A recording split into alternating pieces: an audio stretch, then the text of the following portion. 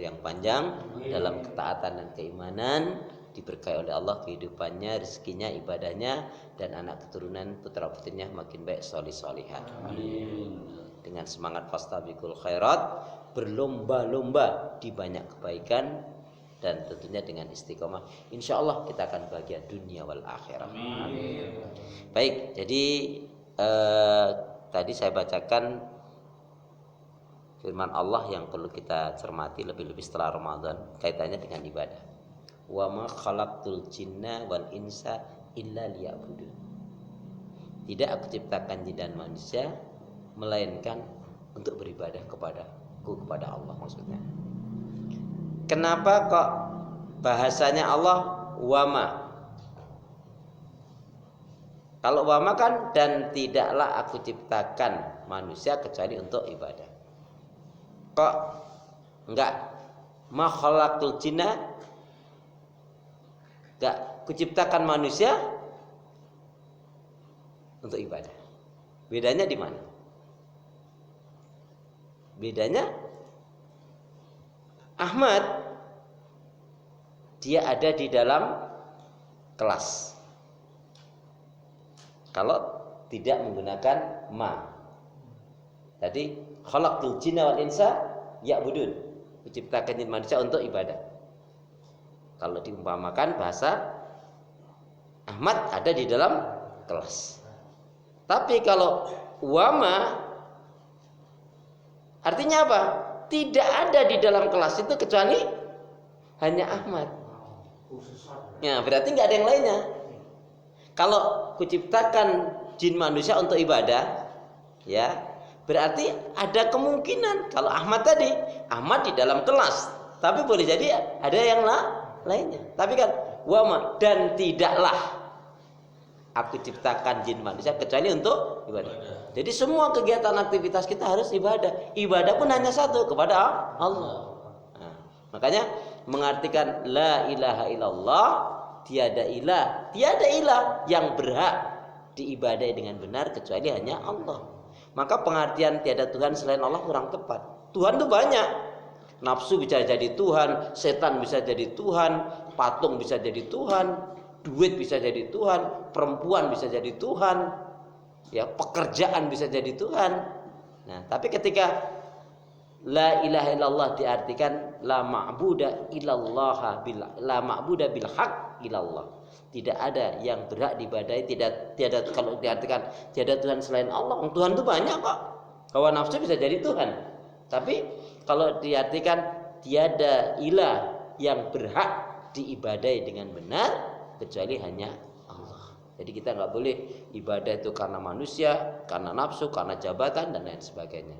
Ini sisi makna wa ma khalaqtul jinna wal insa illa liya'budun. Jadi sedikit kita biar ngerti, kalau nggak ada ma-nya kan berarti wa khalaqtul jinna wal insa. Kuciptakan jin manusia untuk ibadah. Ya. Seperti tadi Ahmad ada di dalam kelas. Tetapi wa ma ya fil fasli dan tidaklah di dalam kelas kecuali hanya Muhammad saja, yang lainnya tidak ada. Kalau tadi kan bisa ada. Nah, itu pengertian yang sering kita dengar wa ma khalaqtul jinna wal insa. Itu bahasanya Allah kan indah sekali. Enggak ada lagi. Jadi tugas kita itu di dunia hanya satu, ibadah.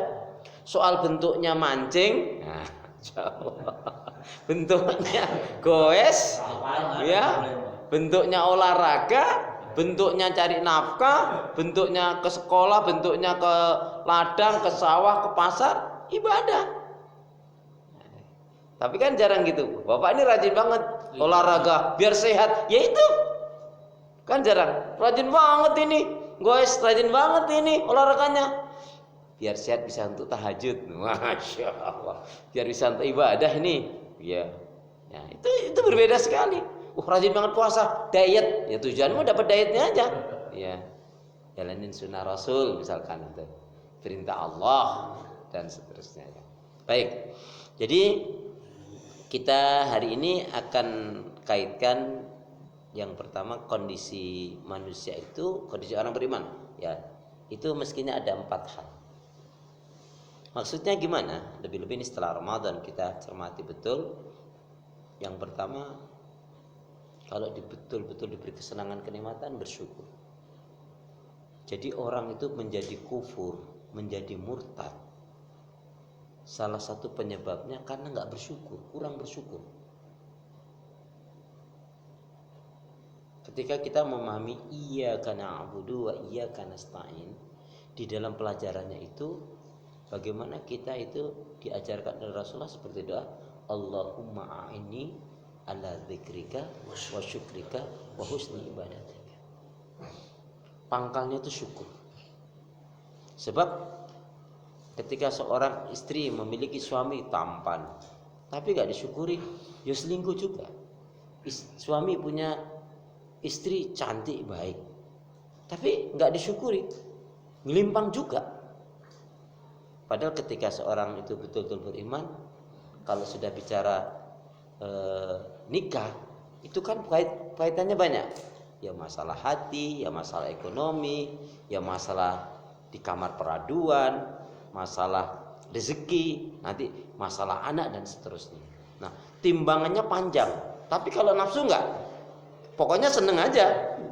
Seolah-olah hidup tuh hanya untuk ya itu aja. Padahal kaitannya banyak setelah menikah itu. Tadi kaitannya dengan hati, dengan komunikasi, bisa dengan keluarga, ya, di siang hari, di pagi hari, di malam hari, ya, dan banyak kaitannya. Tapi itu bagi orang beriman, dia akan timbang dengan ukurannya adalah Al-Quran. Jadi jadilah kita orang beriman apabila betul-betul diberi kesenangan kenikmatan, bersyukur. Amin. Amin. La in syakartum la azidannakum wa la in kafartum inna azabi lasyadid. Jikalau kalian mensyukuri nikmat-nikmatku kata Allah, maka Allah akan tambah berkah karunia-Nya. Kalau kalian kufur, azabku amat pedih. Ma yaf'alullahu bi'adzabikum in syakartum wa amantum wa kana Allah syakiran alima. Tidaklah Allah akan menyiksa kalian kalau kalian benar-benar beriman dan ya bersyukur kepada Allah. Artinya apa? Orang yang beriman pasti bersyukur. Syukur yang benar harus dilandasi dengan iman. Sebab ada yang mengatakan kita ini dalam rangka bersyukur tapi berjoget-joget, bermaksiat-maksiat. Dia katakan ini dalam rangka memperingati kemerdekaan, ya, kemenangan. Tetapi yang dilakukan dengan cara yang tidak dibenarkan oleh Allah. Kemudian yang kedua, apabila diuji dengan yang tidak menyenangkan, bersabar. Dan banyak sekali ayat tentang sabar, sekitar 104 ayat, ya. Ada ayat tentang sabar itu sekitar 104 ayat. Yang sering kita hafal, innallaha ma'as sabirin. Ya. Sesungguhnya Allah beserta orang-orang yang sabar. Ayat tentang sabar bisa diwakili dengan satu ayat surat Ali Imran ayat yang ke-200. A'udzubillahi minasyaitonirrajim. Ya ayyuhalladzina amanu sabiru wasabiru warabitu wattaqullaha la'alakum tuflihun. Wahai orang beriman, bersabarlah kalian dan kuatkan kesabaran kalian, dan tetaplah kalian berjaga diri di negeri perbatasan. Ini dalam kondisi peperangan. Tidak dalam kondisi peperangan apa? Tetap mawas diri dari hasutan bisikan syaitan. Ya. Karena syaitan itu akan menggoda manusia itu dari depan, dari belakang, dari kanan, dari kiri. Ya. Sampai apa? Makanya ayatnya alladzi yuwaswisu fi sudurin nas. Ya. Enggak yuwas. Kalau yuwas itu menggoda. Jadi kalau menggoda sekali goda enggak kena tinggal. Tapi kalau yuwaswis sampai betul-betul orang itu mati. Jadi kalau orang itu betul-betul belum mati tetap dicecer terus. Makanya banyak orang yang menjelang kematian itu ya dia kalah dengan hasutan bisikan syaitan. Jadi kalau kita sudah makamnya betul-betul istiqomah. Kemudian yang kaitannya dengan kata kuncinya gini. Syukur itu tanpa tapi, sabar itu tak bertepi sampai mati. Dan termasuk amalan yang malaikat itu kalau bahasanya kewalahan, ya, nyatetnya pahala sabar. Bingung, ini gimana pahala sabar itu karena besar sekali. Karena Allah sendiri menyatakan sabar itu gak berbatas pahala. Ya. Besar sebesarnya berapa? Kecil gak mungkin. Ya. Maka diberi kesenangan kenikmatan bersyukur, diujian tidak menyenangkan bersabar. Ingin berkah oleh Allah, bersyukur. Ingin dicintai oleh Allah, bersabar. Tentunya sabar dalam 3 hal ya. As-sabru fi taatillah, sabar dalam taat ibadah kepada Allah. As-sabru fitarkil ma'asi wa dzunub, sabar dalam meninggalkan maksiat dosa. Dan as-sabru anid dunya awil musibah, sabar terhadap ujian dunia musibah. Cuman kalau kita lihat di Arab itu lihat dengan mobil-mobil yang begitu mewah-mewah, melecet, serempet itu biasa. Bahkan ada pernah itu serempetan itu begitu turun, ya bukannya nuding itu malah berpelukan, ya salaman, hati-hati ya, lain kali. Cuman gitu coba. Nggak ada kenapa kamu loh, ini melecet ini berapa ini? Jadi ya ada yang, padahal itu jelas ngepot, rempet betul itu. Ya, turun nggak marah. Ya, dipeluk, hati-hati ya. Coba kalau di Indonesia itu, karena iya nggak lapor polisi malah, karena lapor itu malah merepot, ribet katanya. Ya sudah lah. Nah, coba kita apa? Oh panjang itu. Oh enggak.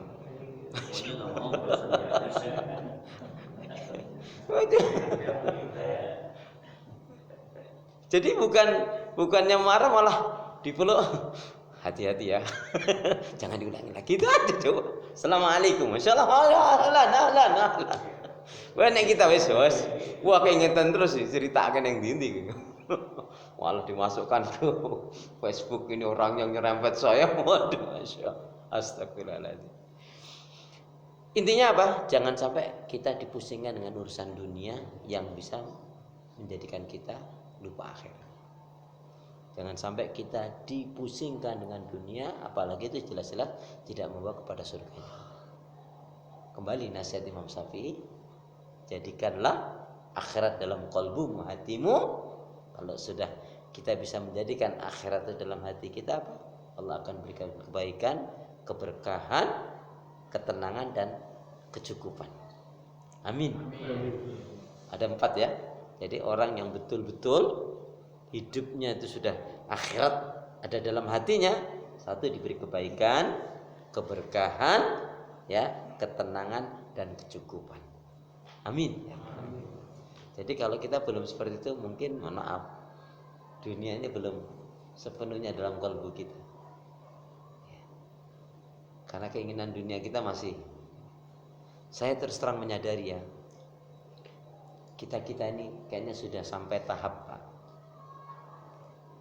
Tahapnya kan apa? Dulu kita bayi, remaja, dewasa, nikah, ya, kemudian punya anak, ya. Terus menikahkan, terus ya punya cucu, udah, akhirnya kan mati. Ya paling banter yang kita pengen umur panjang sampai ngelihat cucu kita nikah.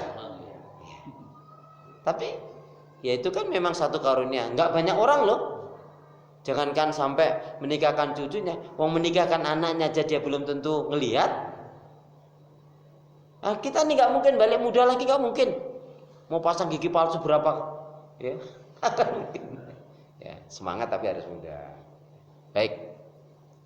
Jadi termasuk malaikat kewalahan saking besarnya pahala sabar. Coba lihat, tolong dibacakan surat Az-Zumar ayat yang ke-10. Makanya sabar itu tidak ada batas. Kalau kita ada bilang, udah hilang kesabaran gue, setan seneng, kamu temanku, ya, betul, bagus ya, tepuk tangan dia, bunuh diri, marah kamu, bunuh dia, dan macam bisikan itu. Az-Zumar surat 39 ayat yang ke-10. Masya Allah, ayat ini surat cinta, ayat cintanya Allah kepada hambanya. Katakanlah Muhammad, wahai hamba-hambaku yang beriman, bertakwalah kepada Tuhan. Bagi orang-orang yang berbuat baik di dunia ini akan memperoleh kebaikan, dan bumi Allah itu luas. Hanya orang-orang yang bersabarlah yang disempurnakan pahalanya tanpa batas. Makanya malaikat itu mau nulis ini berapa nih pahalanya? Kalau bahasa gampangnya kewalahan ini. Nah, nanti satu saat kita akan kaji khusus tentang amalan-amalan yang pahalanya tak berbatas. Salah satunya saum kan? Karena saum itu hanya Allah sendiri yang langsung memberikan pahala, dan masih banyak lain. Baik, yang ketiga, ketika kita ingat salah dosa, segeralah istighfar dan taubatan nasuha. Ketika orang banyak istighfar dan taubatan nasuha, itu menandakan dirinya memang menginginkan kebaikan. Makanya kalau ada orang diingatkan istighfar apa? Kan ada kan disuruh ingat istighfar malah marah. Lu aja istighfar. Lu yang salah kok gue yang suruh istighfar. Masya Allah. Pada istighfar ayo sama-sama mengingat Allah. Yang janji Allah, ala bidzikrillah tatmainul qulub. Masalah ini orang suruh mengingat Allah, suruh zikrullah nggak mau. Gimana hatinya mau tenang? Gimana mau ditolong oleh Allah? Tapi itu juga ketika kita yang mengalami juga nggak mudah ya Pak ya. Ada yang menyakiti, ada yang menjengkelkan, ada yang memfitnah kita. Kita suruh sabar. Astagfirullah, nggak bisa juga Pak. Nah, itu perlu pembiasaan diri. Jadi yang ketiga adalah mukmin yang apabila ingat kesalahan dosanya, dia segera istighfar, mohon ampun kepada Allah dan taubat kepada Allah. Ingat, taubat tidak mesti habis melakukan kesalahan dan dosa, karena taubat makna yang lain kembali kepada Allah itu apa? Maksudnya memperbaiki diri dan mendekatkan diri kepada Allah. Baik habis melakukan kesalahan ataupun tidak, apalagi habis melakukan kesalahan.